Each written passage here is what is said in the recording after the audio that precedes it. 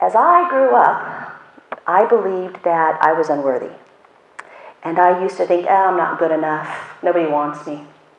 If somebody leaves me, I'm in big trouble. Story of my life. I write about it in my book. Not anymore. Not anymore. But it was pretty serious. Some serious stuff. And I kept attracting difficult relationships. And I kept doing it until I understood what was the problem and I fixed it. Your outer reality is a reflection of your inner reality. I had to learn how to change my story at the subconscious level, which I'll get into in a minute.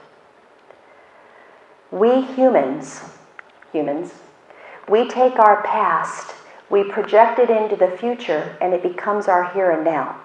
So if you had a past that wasn't so hot, it could be around relationships, it could be about money. Some people have told me that their parents say, oh, that's a lot of money. Very few people make that kind of money. It could be around relationships. That's a big conversation. You weren't treated well. Maybe one person said one thing to you that you never forget. And what you do is you take your past experiences, even as an adult, something can happen as an adult, and boy, you remember it, and you project that experience into the future, and it becomes your here and now, and that's where you live. And it is not true. Everybody please take a deep breath. Release your breath.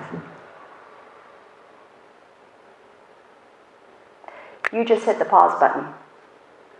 You took a deep breath, nothing was there, and you hit the pause button. I ask all my clients, do this 3 times a day, breakfast, lunch, and dinner. If you have a cell phone, set your timer. Because what you learn is to stop and allow yourself to be in the world of nothingness. Because if you're in the here and now, if your mind isn't full of chatter, I call it that tornado, maybe you just need a break. You stop and take a deep breath. And you can live in the world of nothingness for 2 seconds. Do it 3 times a day and you will learn how to become more present. It's a really good exercise. What we learn as children, we become as adults. My book talks about how to understand your behavior and change it. So in my book, wait to hear about this. Oh, a lot of work went into this. Wait till you hear. I write about the storybook syndrome, which is what my work is based on, that and spirituality. When we grow up, we live in a storybook syndrome. Everybody does, no matter what part of the world you're from.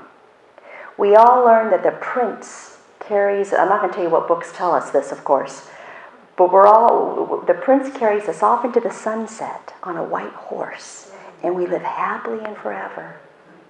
Right?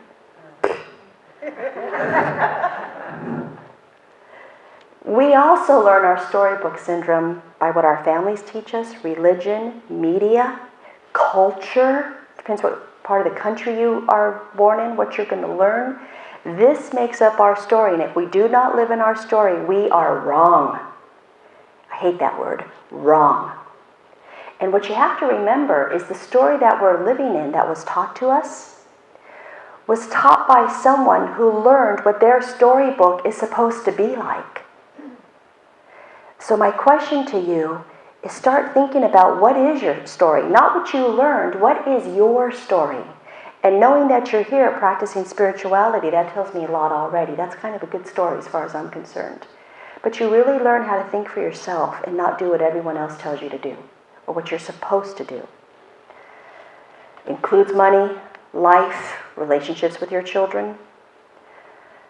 A lot of parents love projecting their story onto their children, and if their children don't do what they're supposed to do, that word comes, they're wrong. Not good to put on a child. I see people every day that have this issue. We all do.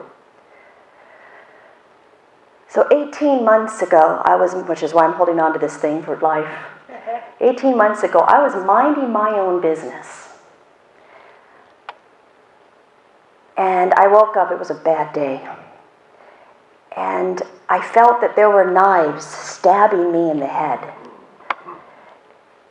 And I was really sick to my stomach. I was very, very sick. Thank goodness my daughter came home. My young daughter at 17, now she's 19. She found me on the bathroom floor and called 911. I had a ruptured brain aneurysm. They rushed me to the hospital. The surgery was 6 hours long.